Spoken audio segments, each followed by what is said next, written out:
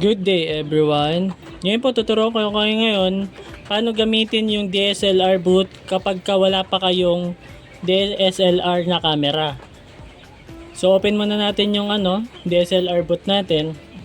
So sa mga gusto magkaroon ng photo boot business, pwede kayo mag-practice ng photo boot software kahit wala pa kayong camera na DSLR boot.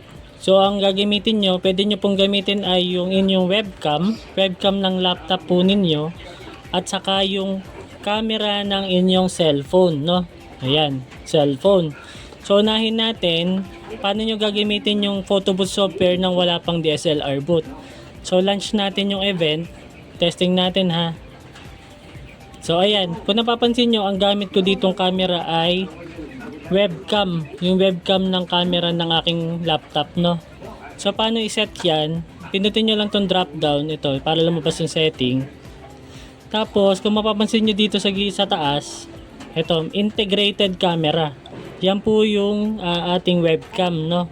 So pwede kayo mag-practice ng photo boot gamit yung inyong integrated camera or inyong webcam. So, kung dapat gamit lang kayo ng magandang webcam para medyo malinaw, no? Kung gusto niyo ng gagamitin niyo webcam. So, ayan po yung sample natin. So, malabo kasi yung webcam ng aking laptop, kaya ganyan lang yung shot or yung quality niya.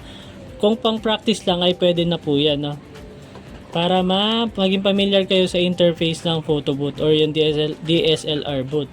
So, ano pa yung pangalawa yung pwedeng gamitin para magamit nyo yung camera ng inyong yung cellphone natin, pwede rin to maging camera ng ating photo boot. So paano siya gawin? So unang-una, dapat meron kayong papakita ko sa inyo ha. Pakita ko na lang muna. So dapat open ko muna yung apps.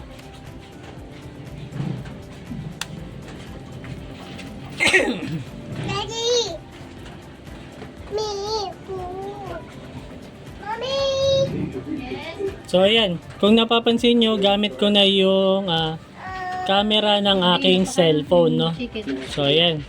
So kailangan i-connect nyo muna to, yung Aerion webcam, yung cellphone nyo. Tapos bago kayo pumunta sa may photo boot software or DSLR boot. Tapos dito sa may drop down, pipili kayo nung gagamitin nyo. Since tayo kanina, ayan, yung camera ng laptop, i-switch nyo lang po sa Aerion webcam. Yan. So ang pinaka-camera na gamit nyo na po dito sa ating photo boot or DSLR boot is yung camera na ng ating cellphone, no? So kung malinaw yung camera ng cellphone nyo, ayan. Kung malinaw po yung camera ng cellphone nyo, maganda po yung magiging output ninyo, no? Ayan po, no? So paano siya ginagawa yung sa Aerion webcam? Ang gagawin nyo lang po is labas lang po kayo sa DSLR boot, punta lang po kayo sa inyong Google Chrome, tapos i-type nyo lang po dito is Aerion webcam PC. So dapat sa computer nyo, ang itatype nyo sa Google, Aerion webcam PC. Ayan po yun. Tapos ida-download nyo lang po itong Aerion webcam na to. So for Windows, pwede siya pwede siya sa Mac, sa Linux pwede rin po, no? Ayan. Yan po, ida-download nyo lang po to, tapos i-install nyo lang po. So ang itsura niyan kapag i-install nyo na po is ito na po yung tinatype natin. Ito na po yung naka-install na application, no? Yan na po yung naka-install. Yan na po yun. Yan po yung lalabas kapag na-install nyo na sa computer nyo po. So kapag sa cellphone naman, paano nyo siya makikita or madadownload? Punta po kayo sa Play Store.